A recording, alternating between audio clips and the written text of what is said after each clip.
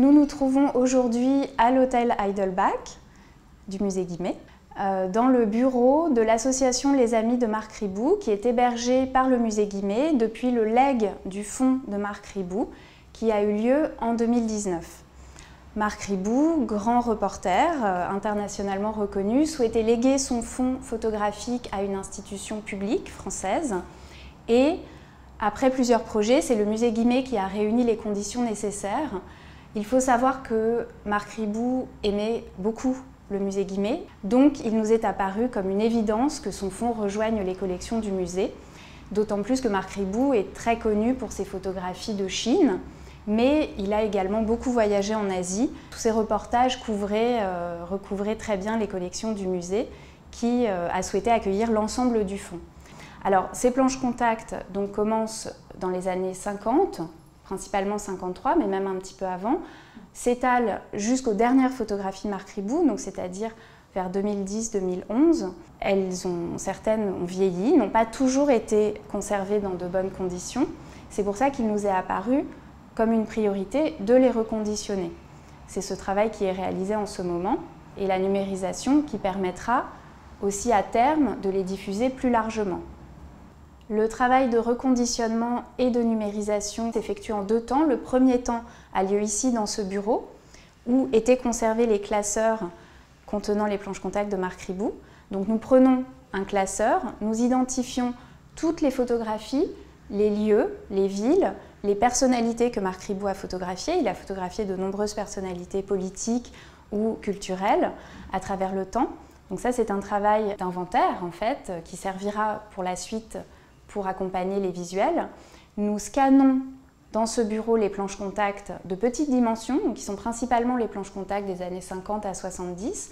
Puis dans un second temps, le travail se poursuit au studio de numérisation où un matériel photographique adapté, c'est-à-dire un banc de reproduction, nous permet de reproduire les planches contact de plus grande taille, qui va permettre de pouvoir à la fois travailler sur cet outil numérique et le partager avec des institutions partenaires, avec des chercheurs, avec des éditeurs qui peuvent travailler sur différents sujets géographiques ou historiques. Marc Ribou disait que le plus difficile dans le travail du photographe, c'était le choix, que c'est ce qui prenait le plus de temps et c'est ce qui permettait au photographe d'affirmer son regard et de choisir ce qu'il voulait montrer. C'était quelque chose de très important pour lui. C'est quelque chose qu'on retrouve dans les planches contact. On peut suivre ses choix, on peut voir la façon dont il cadre l'image et la façon dont il l'a choisie. Des décennies plus tard, cela nous donne une indication sur ses choix pour respecter sa vision dans de futurs projets. Marc Ribou disait de ses planches contact qu'elles étaient ses brouillons. Il comparait les planches contact aux manuscrits d'un écrivain. Par exemple, à l'entrée de l'exposition, il y a une planche contact agrandie, ce qui permet aux visiteurs de mieux pouvoir la lire, où on voit un jeune garçon sur le pont Galata à Istanbul. Quand on recherche cette photographie dans les planches contact, et chronologiquement, on se rend compte que Marc Ribou a recherché cette photographie. Il a repéré une première fois cette rambarde du pont Galata qui lui donne un support géométrique tout à fait approprié pour ses photographies. Il photographie le site une première fois. Puis il revient à nouveau, il y a un jeune garçon, mais ce n'est pas encore le bon. Il revient une troisième fois, il photographie ce jeune homme que nous montrons dans l'exposition sur la planche contact. Il se rapproche, on le voit d'abord de dos, un cadrage très symétrique, très géométrique. Ensuite, il s'approche de lui, on peut voir son visage.